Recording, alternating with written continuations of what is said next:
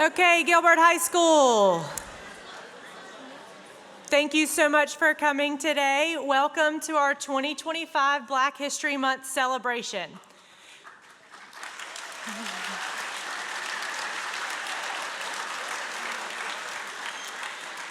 Today, you are in for a treat as we have some very special guests with us.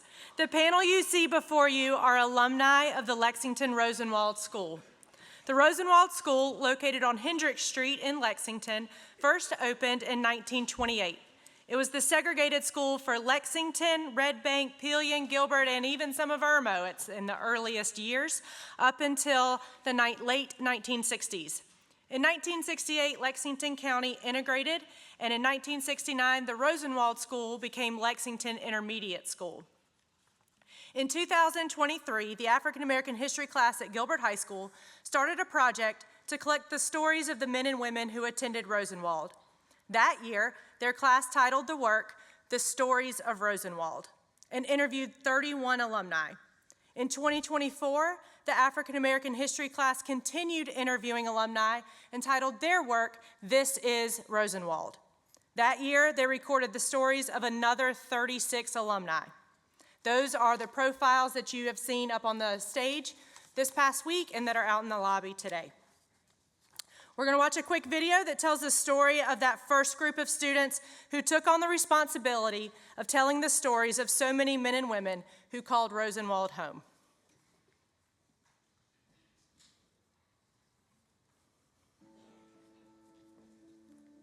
Ninth grade, I was a student at Lexington Rosenwald School. I stayed at Lexington Rosenwald from 9 to 12 for 4 years. Then I left there and I went to Allen University to college for 4 years. And I came back to Lexington Rosenwald as a teacher right after college. And I stayed at Lexington Rosenwald as a teacher for 8 years. It made me kind of emotional because I actually got to sit down with these people and hear about what they went through. This is our community. Rosenwald was literally like maybe 10 minutes away from the school, and I think it's just amazing on how like now our community and Lexington community knows about Rosenwald now. They really wanted to make an impact, so they were excited to do the work for the community. I think the biggest thing that I saw out of the kids was they wanted to do the work for the community, not for themselves. It wasn't a grade attached to that piece, to the product. So it really was them doing work for other people, and it made the work meaningful. I met Martin King in 1958, Andrew Air Force Base. I led the group to integrate Andrew Air Force Base in 1963. Hearing it firsthand, it's a lot different than just reading about it. Reading about it, you don't really get that connection, but whenever we were actually interviewing them, you could tell that they experienced it, and it was just crazy to think that somebody actually had to go through this, because I've never had to experience anything like that. So it really hit hard whenever you actually hear their stories and what they have to say and what they have to go through. All of them have like the same common theme, that no matter how hard like these people made it for them, like they still made the best out of it, and they had a really fun time, and they felt like excited or like happy that like they could talk about their memories. Hear them say, "I met Rosa Parks, I met Martin Luther King Jr." It made them realize two things. Number one, history is real. And number two, this was not that long ago. That there are people sitting in the room with them that experienced segregation, that experienced discrimination in our community. When our Congressman Floyd Spence came to speak, and of course he was an alumni of Lexington High School. He's passed, of course. When he came to speak, she chose me to do the national anthem. There were teachers that got up and walked out while I was singing the national anthem. They refused to sit and listen to me sing the national anthem. So, now we couldn't go to the library because we were gonna touch the books. Actually hearing a real life story, you're not gonna hear that forever. At some point that generation is gonna go away, and it's really good that we were able to keep that and be able to keep history. It's so important because what we we see now in our digital generation, you know, we can't go back and look at letters. And kids don't want to go back and read letters, and it's hard to read the handwriting and all that kind of stuff. So to have the oral histories where someone can just sit around and listen to what they had to say, I think that it keeps them alive, and it keeps their experiences alive, and it helps us learn about our past from all angles, not just what's in the book, but what happened here with regular people. We gained a good sense of empathy throughout this. We really had to put ourselves in these people's shoes in order to create an even better final product than we could have if we didn't. And I think this has been an emotional thing for a lot of us, but we worked really hard on it, and we're all very proud of it.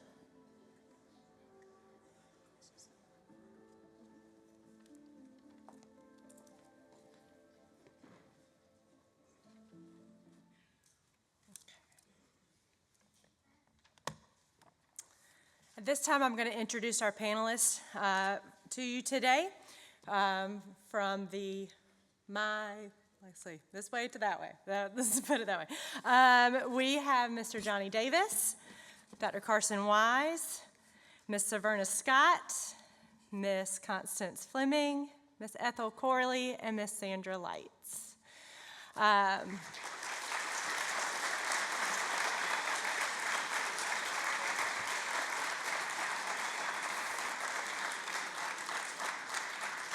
Okay, thank you. Azalea Keith and Amani Lever, who were part of the This Is Rosenwald group, are going to ask questions of our panelists so that you too can hear their stories firsthand. Azalea?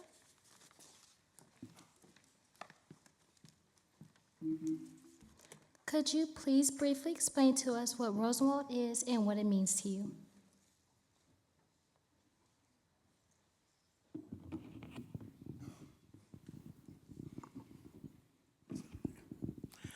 Thanks a lot for the question. We at Rosenwald, it meant so much to us. We all pretty much grew up in the same area, but as it was mentioned earlier, we had students to come from Peelian, Wagner, all around. Gilbert came to Rosenwald. We had it was the whole thing from first, middle, seniors.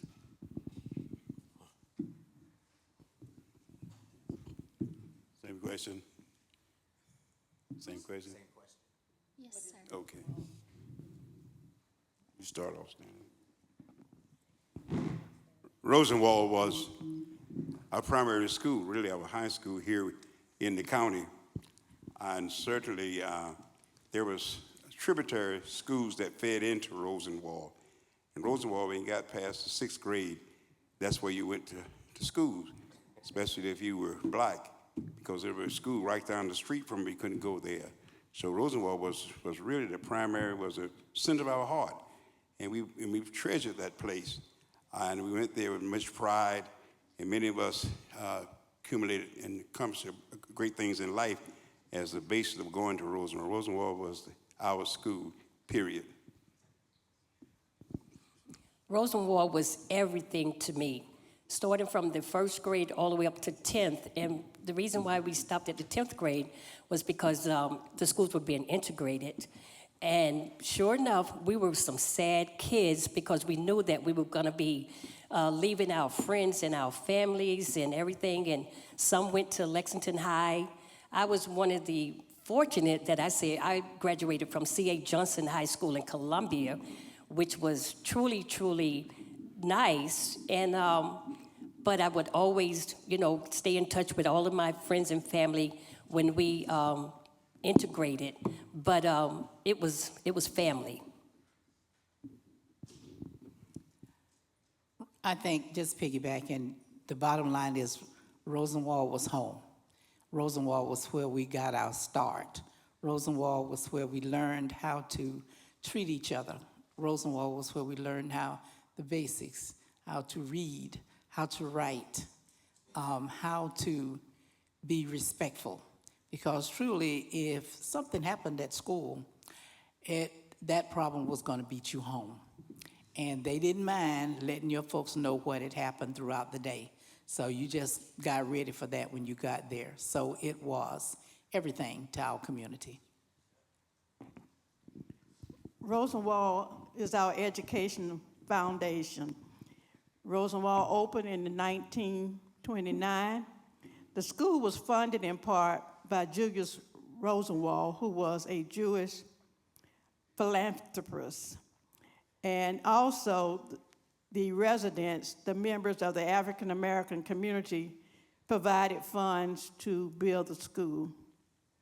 And we had grades 1 through 12, and I graduated in 1966. Rosenwald School was love, and it was the pride of the community.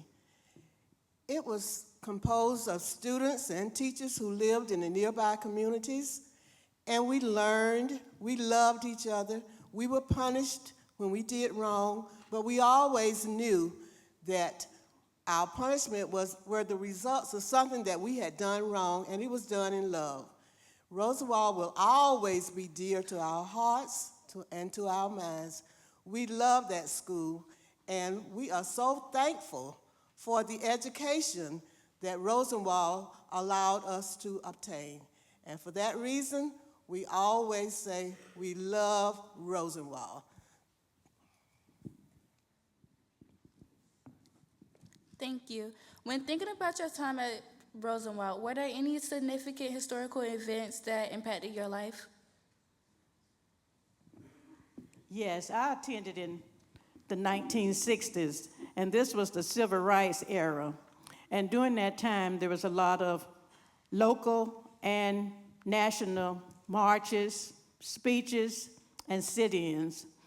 And there were local marches in downtown Lexington, in Columbia, sit-ins in Woolworths in Columbia. And then there were also the Greensboro sit-in, the March on Washington. And during this time also there was a lot of assassinations. The assassination of Martin Luther King Jr., Medgar Evers, and Malcolm X.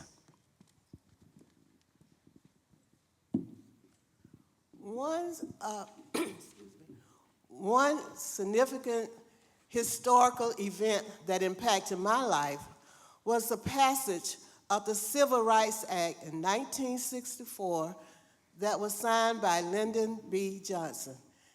And this impacted my life for all the things that were being we were supposed to get, I'll say it that way.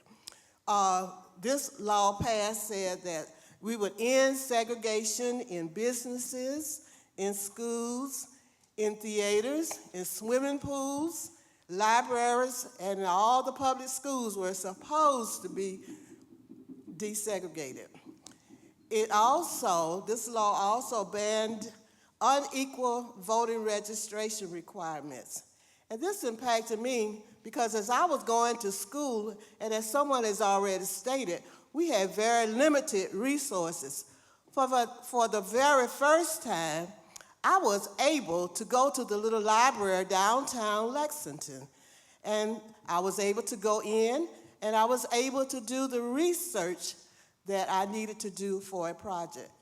And to me, that was something that was very significant because all before that, we could not go into the library, even though it was a little small place, but we were not allowed to go there. So one law or one impact that affected me was the Civil Rights Act of 1964. Even though I graduated in May of '64, this came about on July the 2nd, 1964, when Lyndon Johnson signed this act into law. Where were some of the places that you could and could not go to due to segregation? The first would be restaurants. You were not allowed to go, especially in the front door. You were told you have to go in the back. I can't think of the As a matter of fact, it's no longer in existence now. It was Heights. It was barbecue. They had the dairy bar. If you wanted something, you had to go in the back. That wasn't very acceptable. Certainly, I had a chance to have some real experiences in the 50s and 60s. I graduated from high school in '62, and as the question asked was, what are some of the moments of life that highest racism? Anyway, there were so many things that went on, but just to name a few of the things that happened was that the one in particular was that, like he've already said, restaurants, and basically black folk did the cooking, but we still couldn't buy the food directly from the front. He's already said that. So let me talk about the drive-in movies. The drive-in movies were here. We had 2 drive-in movies here, but blacks were not accessible to us. Blacks, they would turn you around you drove a car, they'd turn you around at the gate.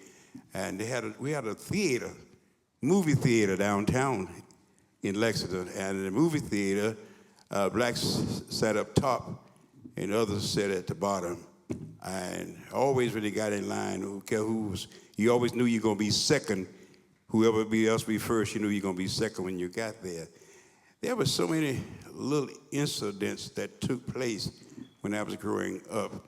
One of the things that really impacted me, that stirred me up, happened in 1955. Not only when Rosa Parks didn't get up from her seat. Matter of fact, I knew Rosa Parks. I ate with her 3 or 4 different times at her house. But the other thing is that when Emmett Till was murdered in Mississippi, that was a great impact in my life. Because what happened, the Jet magazine, when they produced it, the mother refused to let them close the casket. And I used to dream about it. And they had it in the magazine. You could see they killed that young man and put him in the river for about 4 days before they found him. And they had an open casket. And that stayed with me for a number of years. And that's probably one of the most devastating things out of all the other things that happened in 1955. And still, every once in a while, we still get nervous when we think about those kinds of things. But then there also in 1955, there was some other good things that happened. That was the year that I was saved and became a member of a Christian church. The courthouse that's downtown Lexington, I was impacted by that because my dad was one of the janitors, and he had all of his kids down there helping out. I mean, from mopping, sweeping, emptying garbages, and this is my brother, Johnny Davis, and we can all attest that it was a learning process because sometimes we sit in on court cases and got to meet a lot of the lawyers, hear a lot of the trials, and I think that's why one day, like today, I love to read, and I love to read politics and history, and it's just a big world out there, and I tell all you students, you're beautiful students, get your education because it's gonna take you a long ways in life. And when I go back down to Rosenwald today, and I just get so happy walking through the hallways and seeing, the pictures that's up that y'all saw on the film, and the classrooms, the teachers, the students. I mean, it's been such a big impact in my life. And I moved away from Lexington when I was when I came out of high school in 1971, and I was going for about 30-something years. And coming back, I just love the history that's here. I love how life has been good to all of us with the integration and everything, how we can get along with one another if we choose to do so. If we choose to do so. So it is a beautiful town, a beautiful county. We just got to take the positive instead of the negatives.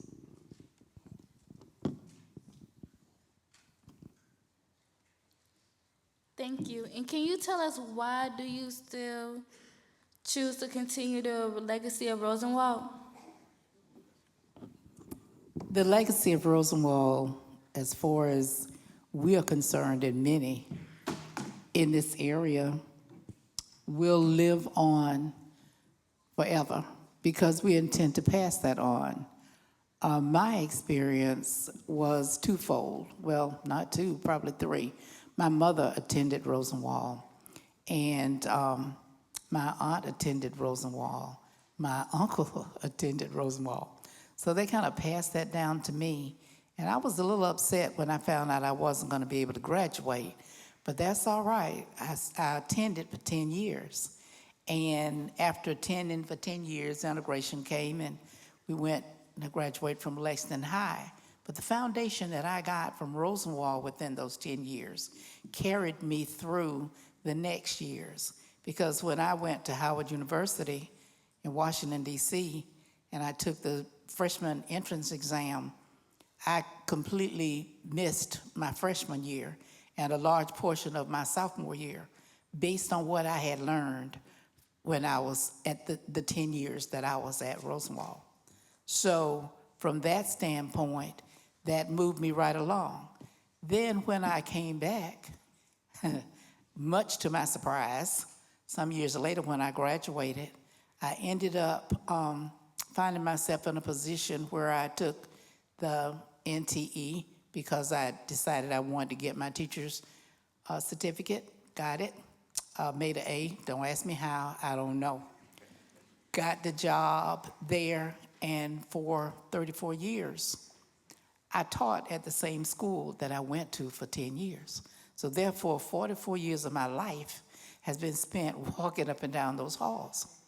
To preserve that, for Black History Month, we would always have a program. And one of the big things that the teachers liked to do was to have a contest to name the rooms where the different classes had taken place while it was Rosenwald. We would put the names up, and then we'd take them down.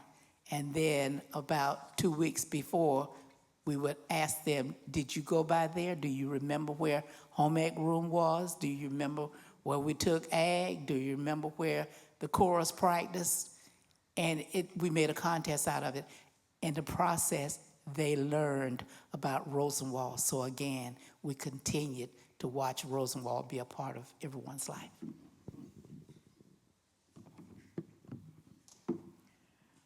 I also serve as the president of the Lexington Rosenwald Alumni Foundation, and one of our missions is to preserve the history of Rosenwald. And we do this through the collection of yearbooks. We have them at the Richland County Library. You can go on their website to see all the yearbooks. We collect other artifacts and memories.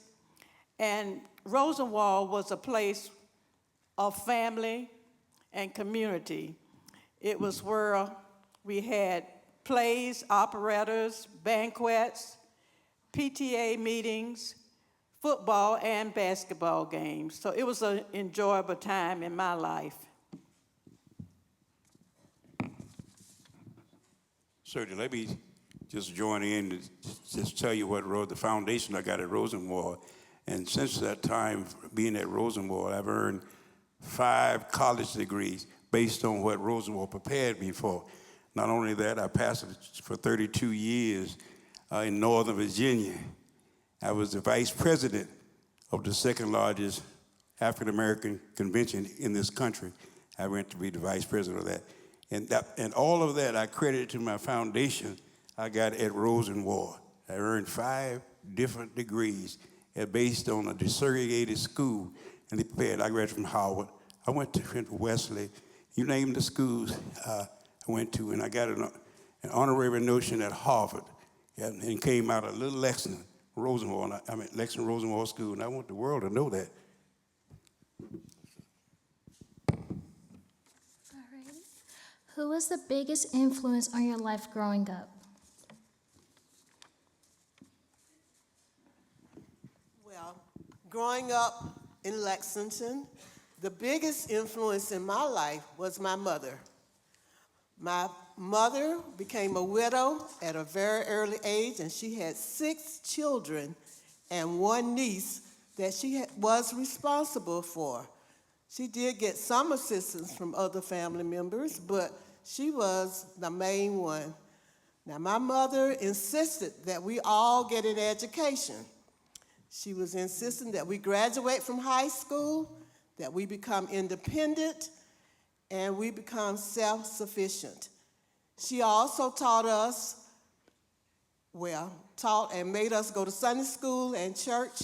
We walked. We did not have a car. And we learned at an early age that if you were ill on Sunday morning at church time or Sunday school time, you could not play that afternoon. So we learned that it was best to be well on Sunday. So we went to church, we went to school. Most of us, all of my siblings graduated from college because she insisted that we do that, or at least get a good foundation. She also taught us about our family history, our heritage, and many things that we still cherish and honor today. Well, we had a lot of work to do, but she also took time as a family to have fun with us. Now, back in the day, when I grew up, we played outside, and she would play with us. We played ring plays, and we did hide and seek and things like that. So even though she had a big responsibility, she also took time to share and enjoy us as her family and as her children. So the biggest influence in my life as I was growing up was my mother. I'd have to piggyback on what you just said about your mother. As stated earlier by Sister Saverna, there was 9 of us, and there was things that we couldn't do, and if we did, we got in trouble, such as our father being the janitor at the old courthouse. We had to go there and have polish the brass and have it shine and you think it was gold. And if we didn't do it the correct way, we had to do it all over. And if you walked in those hallways, it was like you're walking on glass. That's the way they were.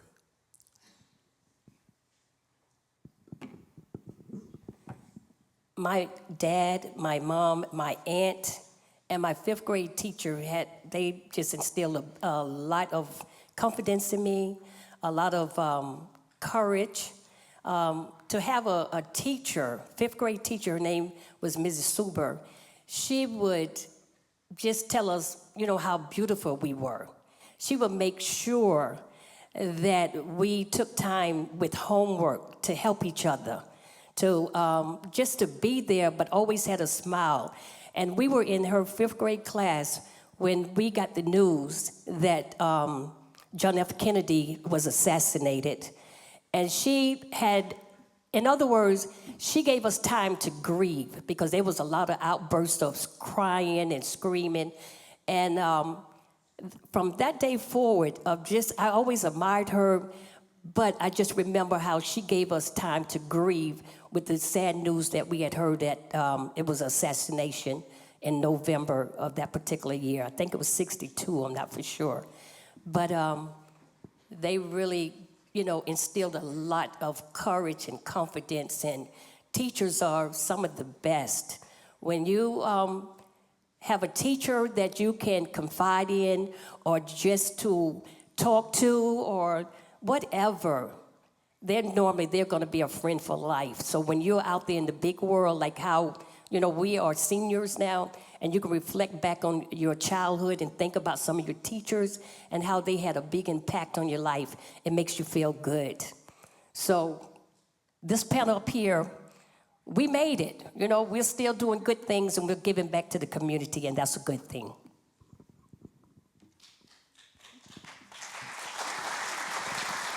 I thought we were just about finished. I just want to piggyback on that. And I think one of the biggest things that we think about as a group is how close we were at that school. That is what will make that school last, because we all knew each other. We were all one big family. Not always a happy family. There were issues from time to time, but for the most part, within those walls, we were one big happy family. And we looked out for each other, and we cared for each other, and we made sure if there was a problem that somebody was going to try to help you with that problem. And those of us up here, I think all of us have pretty much lived pretty close together, except you were a little farther from us, but this girl right here, that was, yeah, we grew, I mean, literally, we grew up together. She would stop on the corner and wait for me to come so we could walk to school together. I would wait for her to make sure we got home. You know, that type of thing. You don't have that opportunity too much anymore. So that's the other thing that makes the Rosenwald connection very special. My greatest influence was my father. My father was, matter of fact, he graduated from high school, graduated from Rosenwald High School. 22 years old, he was determined to graduate from Rosenwald High School. And he had a great influence on me. He was working, taking care of family, and going to school. He'd get out of school, he'd go to school in the morning, get out at 3, and then he'd come home and go to work, and that sort of thing. And the other thing was that he was involved in the community movement, because what happened was that there were always some issue around, a public issue, that affected us as a community, as a black community. And he was involved in it. We had the Improvement League. He was the vice president of that. And he and late Albert Johnson, they used to trade off. One be the president for 2 years, and then the other one would step down and that become president. And we saw that's how we moved through the community.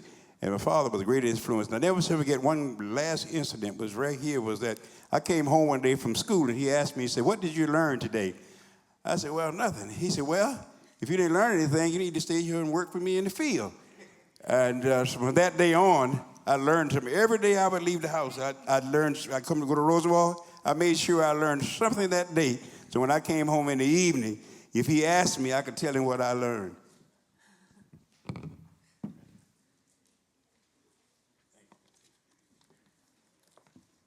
Did everybody answer that question? Did everybody get the answer? Well, I didn't. Go ahead.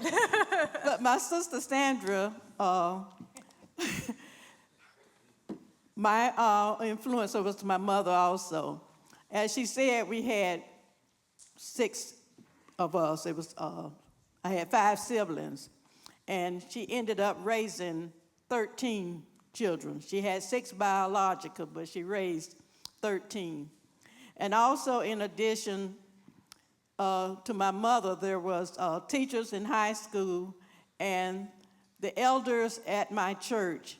They all were a big influence in my life. This question isn't on the sheet, so I'm just going to ask it anyway, but y'all can answer it. I know just from listening to all of the interviews that extracurricular activities were a big part of Rosenwald, especially sports. What all were you involved in, and how did that impact how you grew up? Certainly, I was a member of the school band, and that fitted me because that way they played football, and you had to see out the school, but I could see out school for the band, and Mother was sort of protective. Daddy was sort of stern, but she was very protective. She didn't want me to get hurt. And so I stayed in the band for 6 years, played the trombone, trumpet. I played all the brass instruments in the band. That was my special thing. Speaking of the band, I was the drum major. Yeah. Yeah. And I really enjoyed it.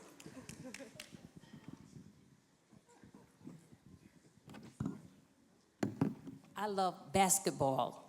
And I was one of the, probably with the seniors and the juniors, and I was just an 8th grader coming into becoming a freshman. But the coach, Coach Simon, he saw such a potential in me that he had me out there playing basketball with some of the bigger ones, and I did my thing. I had fun. I did my thing. So that was just one of my sports. But when I went on to go over to Columbia to C.A. Johnson, we had to do gymnastics, working on the balance beam and the horse, you know, where you had to get up there on that big old thing, and I thought I was gonna pass out. But it was good exercise. And when I look at a lot of the gymnasts today, and I was like, I could have did that. But I just was a little nervous during that time. Well, I was my dad's oldest of 3 girls, and I think he tried to make a boy out of me, but that's okay, because that was all right. I was a little tomboyish anyway. So I loved football, but I couldn't play at that time, so I became a cheerleader. I loved basketball. That was okay, but I ended up being a singer. And then some years later, I majored in music and taught, had general music and a chorus at church and at school for 34 years. Still doing it. So I guess you could say that was my extra activity, but that was also my other life. And this gave me a foundation. But I still love that football. And that man sitting down at the end of this table, man, you talking about a drum major?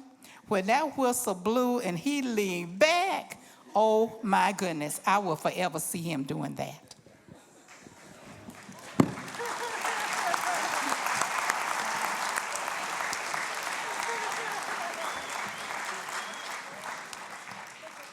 In addition to sports, we had the National Honor Society, the choir.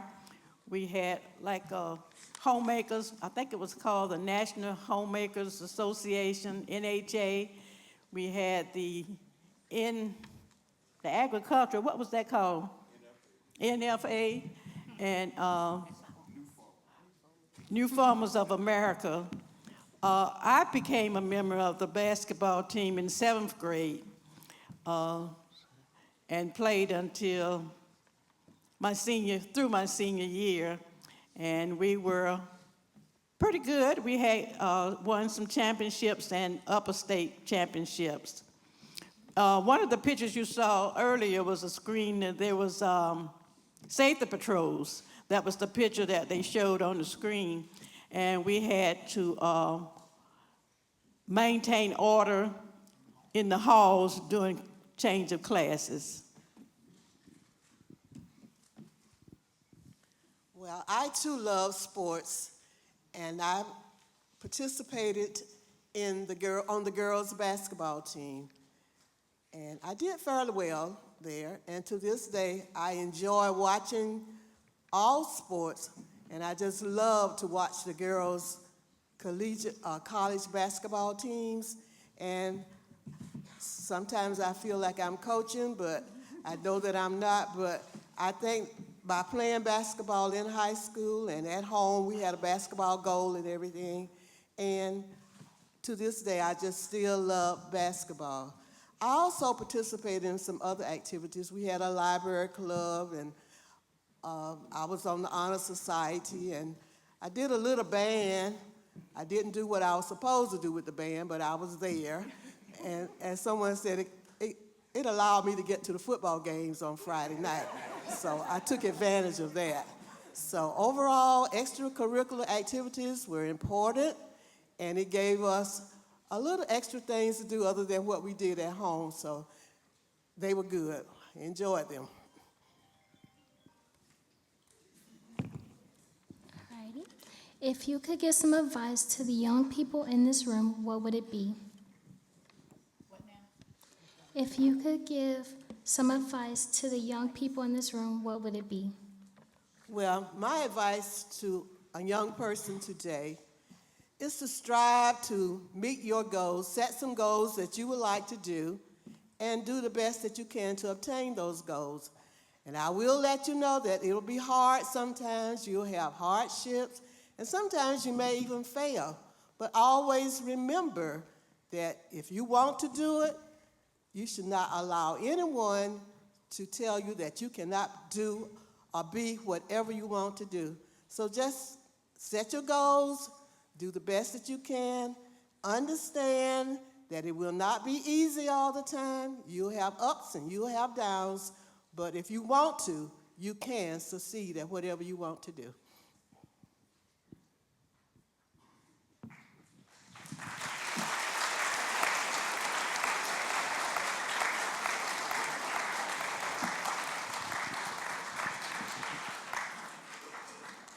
I would also say to remain in school, follow your dreams. After high school, you may want to attend college, technical college, an apprenticeship, but just follow your dreams and pursue what interests you. Sometimes your dreams will change or your interests will change, but keep striving forward. And also learn of other cultures, and you can do this sometimes through travel. And treat everyone as you would like them to treat you.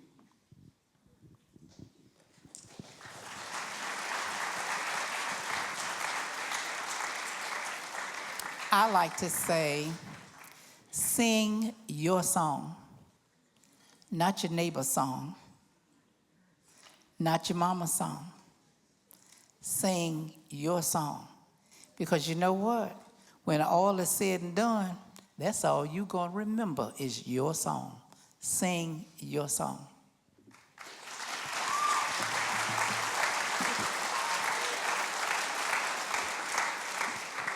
I would like to say that there's greatness in each and every one of you. Just go out there and do it. Like Nike says, let's just do it. Because we know that there's greatness in each and every one of you.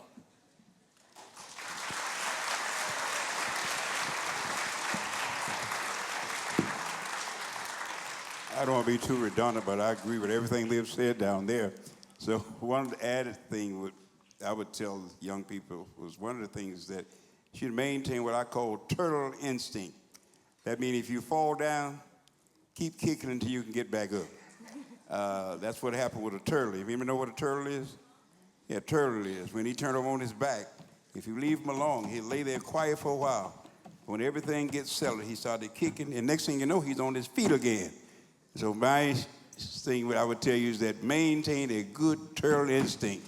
Just because you falling down today, don't mean you can't get back up today.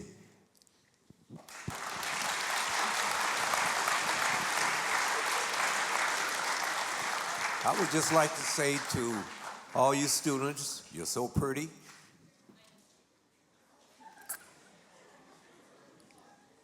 Supporting one another is one of the biggest things. You don't understand something about a person? Ask them. 9 times out of 10, they will take the time to explain it to you. Thank you.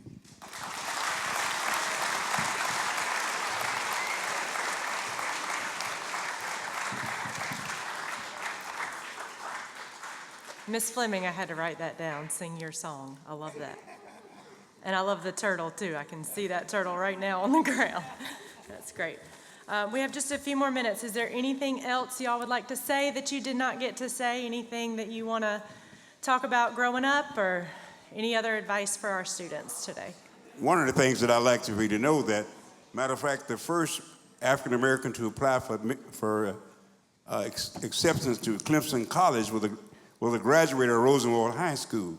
In 1960, Matthew Perry took him to the school. They thought he was, when they got the application, they overlooked what his race was until he went there. And Matthew Perry took him up there to the school. He had already gone to A&T, and he went there. But what happened was that in engineering school, they didn't have an engineering school in South Carolina for blacks. So if you wanted to go to engineering school, you had to go to North Carolina or Georgia. But the state of South Carolina would pay for you, being black, to go out of state to school. And this young man went up there. They went up, he thought he was going to be going to Clemson. They turned him around, and it was kept working. It was just about 3 years later when Harvey Gantt got accepted at Clemson. So I want folk to know that from Rosenwald High School came the first person to approach this system at Clemson College.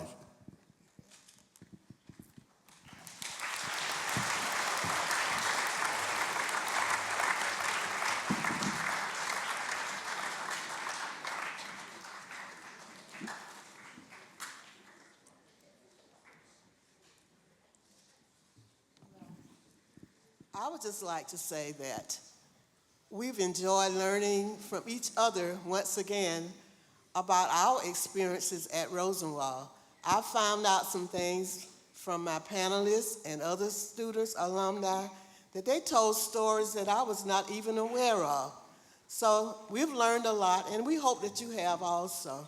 And just one other thing I'd like to say that always amazed me about places we could not go because we were black was the South Carolina State Fair. They would rather have 2 weeks, 1 week for the white students and people, and one for the black people. Rather than just combining as they do now, which is great, they had 2 weeks for the South Carolina State Fair. And that just amazes me.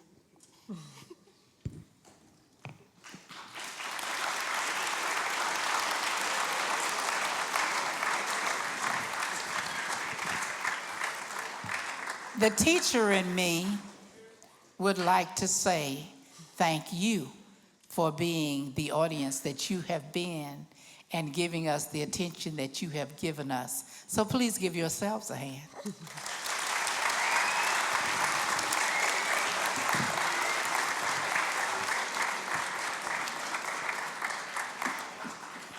And I also like to thank Gilbert High School for hosting us and including us in the project again this year, and commend you for offering the African American History Studies class, and I hope to see this class continues.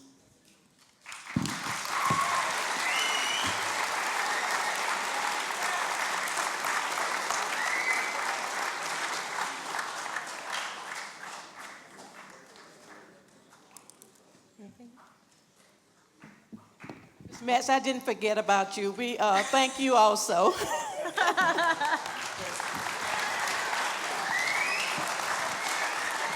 And also Coach O. There it is. Thank you all so much for allowing us to come into your lives and get your stories. The website is live. All of the interviews of the 67 people that we have interviewed are available. Transcripts are created, and that is all thanks to students. All I did was say, let's talk to Rosenwald Alumni, and they took off from there. It was completely student-led, and it is really a wonderful thing that we can keep these stories alive for years and years to come. It's crazy that you have people sitting in front of you that lived in this county in a segregated community. We think that it was such a long time ago, but it wasn't. It wasn't. So, thank you all very much for being here and taking the time today.